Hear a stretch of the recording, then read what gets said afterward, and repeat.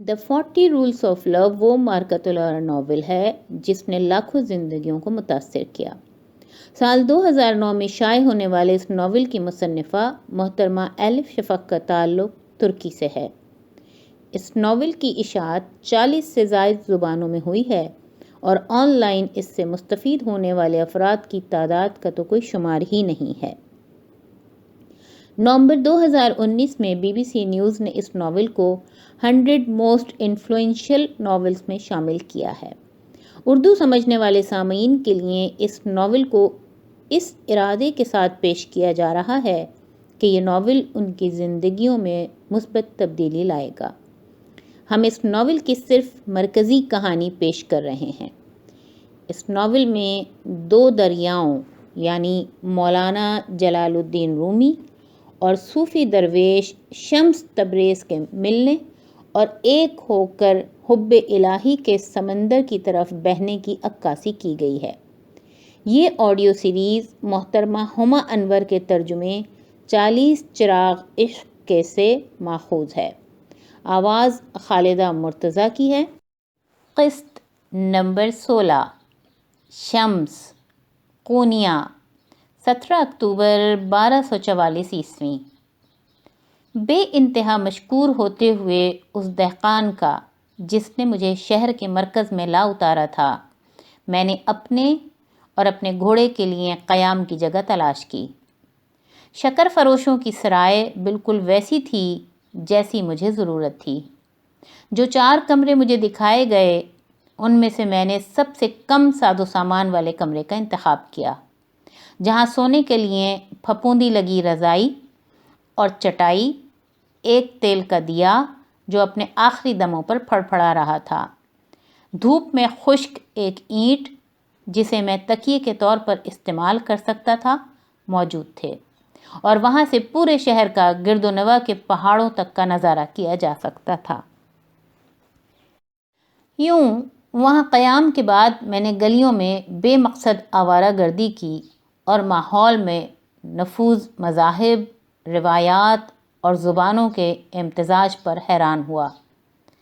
راستوں میں مجھے خانہ بدوش موسیقار، عرب سیاح، عیسائی زائرین، یہودی تاجر، بدھ مت کے مذہبی پیشوا، فرنگی عشقیہ شاعر، فارسی فنکار، چینی بازیگر، ہندوستانی سپیرے، زرتشی ساحر اور یونانی فلسفی ملے۔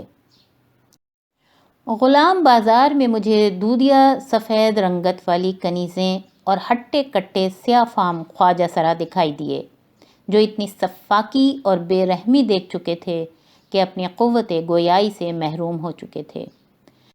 بازار میں مجھے فسد خون کھولنے کے آلے لیے گھومتے حجام نظر آئے، بلوری گیند والے، قسمت کا حال بتانے والے اور جادوگر جو آگ نگل لیتے تھے، یروشلم کی طرف جاتے زائرین تھے اور سیلانی آوارہ گرد جن کے بارے میں مجھے شبہ تھا کہ وہ آخری صلیبی جنگ کے بھگوڑے سپاہی تھے۔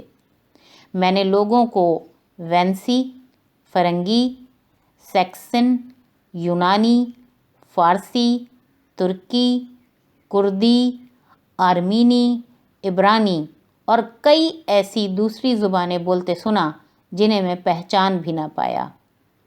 اپنی بظاہر نہ ختم ہونے والی عدم مطابقت یا تفریق کے باوجود وہ سب لوگ کسی طور ادھورے لگتے تھے، جیسے ان پر کام ابھی جاری تھا۔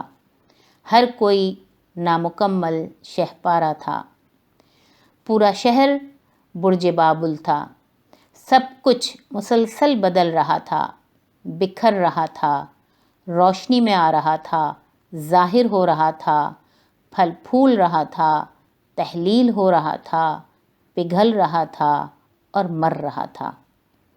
اس انتشار کے بیچوں بیچ میں ایک غیر مضطرب خاموشی اور طمانینت کے مقام پر دنیا سے بالکل بے تعلق کھڑا تھا، اور پھر بھی اس میں موجود تمام لوگوں کی جد و جہد اور مصائب کے لیے ایک فروزاں محبت محسوس کر رہا تھا۔ اپنے ارد گرد لوگوں کو دیکھتے ہوئے مجھے ایک اور اصول یاد آیا۔ ایک کامل، بے عیب اور بے خطا خدا سے محبت کرنا آسان ہے، جیسا کہ وہ بلا شبہ ہے۔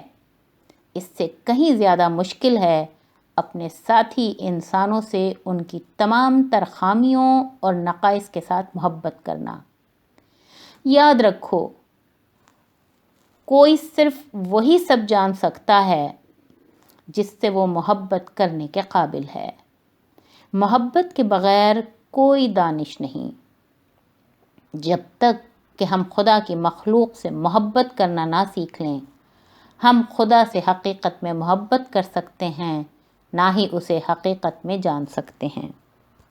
میں تنگ گلیوں میں گھومتا رہا، جہاں ہر عمر کے کاریگر اپنی چھوٹی چھوٹی دکانوں میں مشقت میں مگن تھے۔ ہر جگہ جہاں میں گیا، میں نے شہر کے لوگوں کو مولانا رومی کے بارے میں گفتگو کرتے سنا۔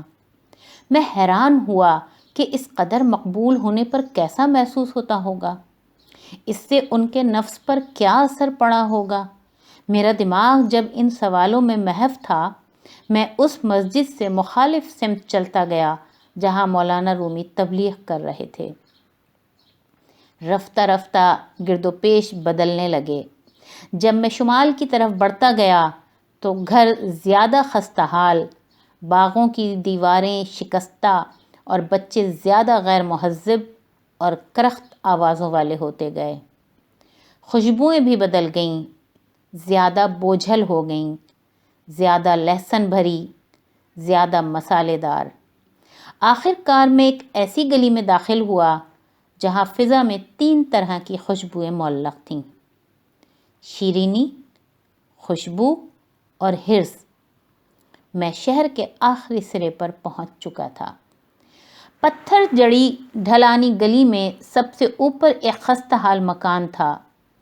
دیواروں کو بانس کے ستونوں سے سہارا دیا گیا تھا۔ چھت گھاس پھوس کی تھی۔ گھر کے سامنے کچھ عورتیں بیٹھی باتیں کر رہی تھیں۔ جب انہوں نے مجھے قریب آتے دیکھا تو اپنی متجسس نظریں مجھ پر جما دیں۔ وہ کچھ حیران تھیں۔ ان کے برابر میں ہر قابل تصور رنگ والے گلابوں اور حیرت انگیز خوشبوؤں سے مہکتا باغ تھا۔ میں حیران ہوا کہ اس باغ کی دیکھ بھال کون کرتا ہوگا۔ مجھے جواب معلوم کرنے کے لیے زیادہ انتظار نہ کرنا پڑا۔ جیسے ہی میں باغ کے قریب پہنچا، گھر کا داخلی دروازہ کھلا اور ایک عورت باہر نکلی۔ وہ چوڑے چہرے والی، بلند قامت اور بے انتہا موٹی تھی۔ اگر وہ آنکھیں میچتی جیسا کہ وہ اس وقت کر رہی تھی تو اس کی آنکھیں گوشت کی تہوں میں گم ہو جاتیں۔ اس کی ہلکی سی مونچھیں اور گھنی قلمیں تھیں۔ مجھے یہ سمجھنے میں ذرا دیر لگی کہ وہ مرد اور عورت دونوں تھی۔ تم کیا چاہتے ہو؟ اس 2 جنسی شخص نے شبے کے عالم میں پوچھا۔ اس کا چہرہ مسلسل بدل رہا تھا۔ ایک لمحے وہ کسی عورت کا چہرہ لگتا اور پھر کوئی لہر واپس آتی اور اسے کسی مرد کے چہرے میں بدل دیتی۔ میں نے اپنا تعارف کروایا اور اس کا نام پوچھا، مگر اس نے میرا سوال نظر انداز کر دیا۔ یہ جگہ تمہارے لیے نہیں ہے، وہ اپنے ہاتھ یوں ہلاتے ہوئے بولی جیسے میں کوئی مکھی تھا اور وہ مجھے یوں بھگا دے گی۔ کیوں نہیں ہے؟ تم دیکھتے نہیں؟ یہ جگہ قہبہ خانہ ہے۔ کیا تم درویشوں نے حرص و حوث سے دور رہنے کا حلف نہیں اٹھایا ہوتا؟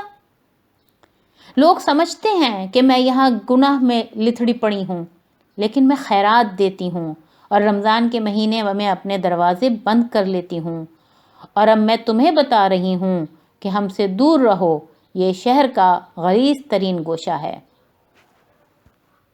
گندگی اندر ہوتی ہے، باہر نہیں، میں نے اعتراض کیا۔ اصول بھی یہی کہتا ہے۔ تم کیا بات کر رہے ہو؟ وہ بڑبڑائی۔ یہ 40 اصولوں میں سے ایک ہے، میں نے وضاحت کی کوشش کی۔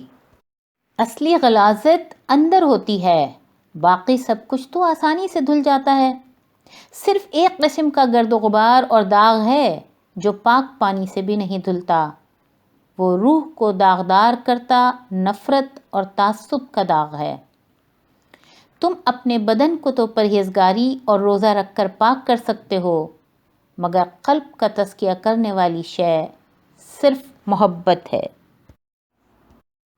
اس دو جنسی شخص کو اس بات کی کچھ سمجھ نہ آئی۔ تم درویش عقل سے پیدل دیوانے ہوتے ہو، یہاں میرے پاس ہر قسم کے گاہک آتے ہیں، لیکن درویش، جب مینڈکوں کی داڑھی آنے لگے گی، اگر میں نے تمہیں یہاں منڈلانے دیا تو خدا اس جگہ کو تہو بالا کر دے گا اور ایمان والوں کو بہکانے پر ہم پر عذاب نازل کر دے گا۔ میں خود کو بے ساختہ ہنسنے سے روک نہ پایا۔ یہ مضحکہ خیز باتیں تم نے کہاں سے سنی ہیں؟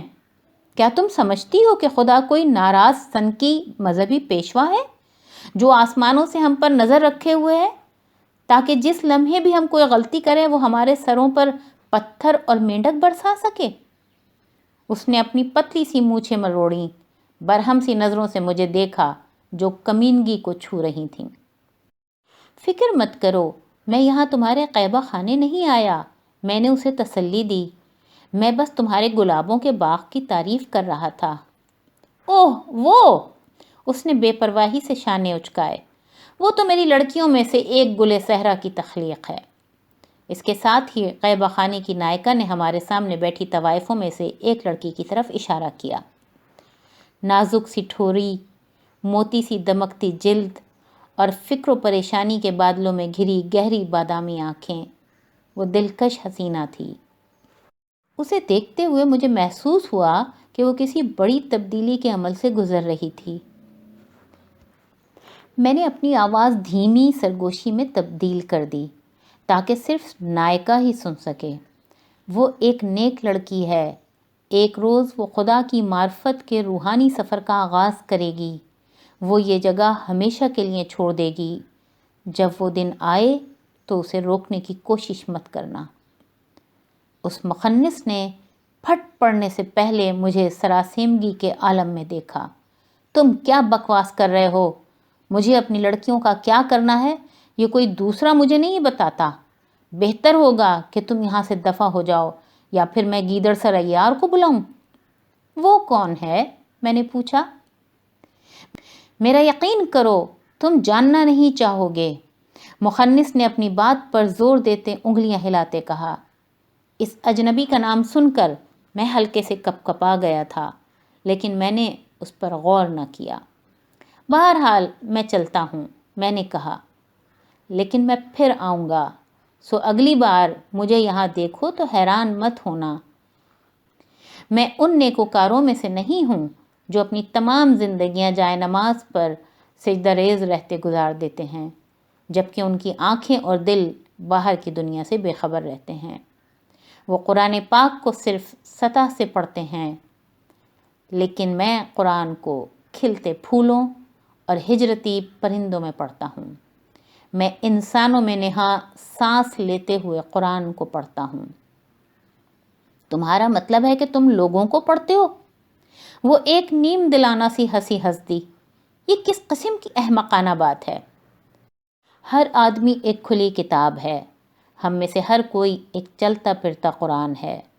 خدا کی جستجو ہم سب کے دلوں پر نقش ہے، وہ چاہے کوئی طوائف ہو یا ولی۔ جس لمحے ہم پیدا ہوتے ہیں، محبت تبھی سے ہمارے اندر اپنا وجود رکھتی ہے اور تب سے اپنی دریافت کیے جانے کی منتظر ہوتی ہے۔ 40 میں سے ایک اصول اسی بارے میں ہے۔ ایک انسان کے اندر پوری کائنات موجود ہے، تمہارے اندر، اور ہر وہ شے جو تم اپنے ارد گرد دیکھتے ہو، بشمول ان کے جو تمہیں پسند نہیں، اور حتیٰ کہ وہ لوگ جنہیں تم ناپسند کرتے ہو یا ان سے تنفر رکھتے ہو، وہ سب کسی نہ کسی درجے میں تمہارے اپنے اندر موجود ہے۔ اسی لیے شیطان کو بھی اپنے باہر تلاش نہ کرو۔ شیطان باہر سے حملہ آور ہونے والی کوئی غیر معمولی طاقت نہیں ہے، وہ تمہارے اندر ہی موجود معمولی آواز ہے۔ اگر تم خود کو پوری طرح جان لو، اپنے تاریک اور روشن رخ دونوں کا ایمانداری اور شدت سے سامنا کر لو، تو تم شعور کی اعلیٰ ترین صورت کو پہنچ جاؤ گے۔ جب کوئی شخص خود کو جان لیتا ہے تو وہ اپنے رب کو پہچان لیتا ہے۔ اپنی باہیں اپنے سینے پر باندھتے ہوئے مخنث آگے کو جھکی اور دھمکی آمیز انداز میں آنکھیں سکیڑ کر مجھے دیکھنے لگی۔ درویش جو طوائفوں کو تبلیغ کرتا ہے، وہ غرا کر بولی، میں تمہیں تنبیہ کرتی ہوں، میں تمہیں یہاں کسی کو اپنے احمقانہ خیالوں سے ستانے کی اجازت نہیں دوں گی۔ بہتر ہوگا کہ تم میرے قیبہ خانے سے دور رہو، کیونکہ اگر تم دور نہ رہے تو میں خدا کی قسم کھاتی ہوں کہ گیدڑ سر تمہاری تیز ترار زبان کاٹ دے گا اور میں اسے بڑی خوشی سے بھون کر کھاؤں گی۔